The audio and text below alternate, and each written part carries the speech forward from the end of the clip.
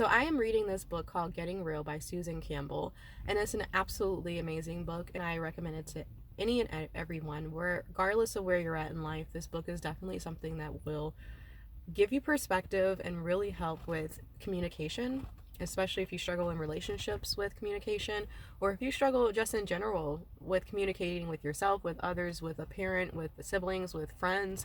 Sometimes we just have a hard time really addressing things and talking to people, and we go within ourselves into a shell so that we don't have to communicate. So this book is really great at kind of breaking down some of the things that go on in our minds that would help us to be better communicators. And just something I wanted to share from the book, it talks about really just relating to someone and communicating with them with the intention of relating instead of the intention of controlling. And kind of how that looks is, do I really want to understand a person, or do I just want to control their actions? So if I'm calling my mom and I'm like, hey, Ma, I feel like sometimes you don't always watch my kids. You don't offer to babysit them, which is not true. My mom helps me out quite a bit. But if I were to start the conversation off that way by saying, I feel like you don't watch my kids a lot. You don't offer to watch them very much. And, it makes me feel like you don't love me. What is my intent behind communicating that? Am I communicating it because I really don't feel loved by my mother, or am I just asking maybe for more help? Maybe I just need to say, hey, Ma, I really would appreciate it if you watch the kids this week. But that takes being vulnerable, and that puts us on a spot. And we don't like being put on the spot. So it's easier for us to try to communicate with someone in a way of making it seem like you're expressing your feelings and you're making it about you. But in reality, you're still hiding in a comfort that is not letting you really be upfront and honest about what it is you're looking for, what it is that you want from the person.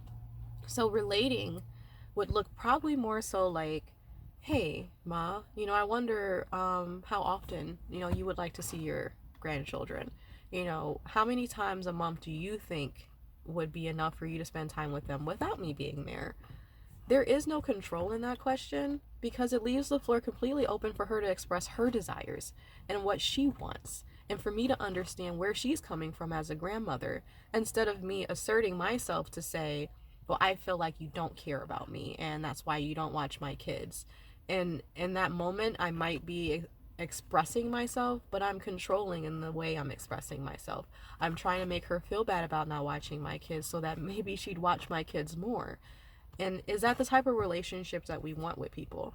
Do we want to control them, or do we want to understand them? And if your answer is I want to control, then we might need to start looking deeper at why that is, and if your relationships are authentic, or if they are just something that you have created as an environment for yourself, just another thing for you to control in your environment. So that's all I'm going to leave you with today. The book is awesome. I'll probably be talking more about it. Once again, it's Getting Real by Susan Campbell. I definitely would say get it, pick it up. If anything I said today resonated with you in any type of way, the book has so much more information and so many more exercises and examples. It would really be a benefit to anyone. So, all right, that's it. And you guys have a great week.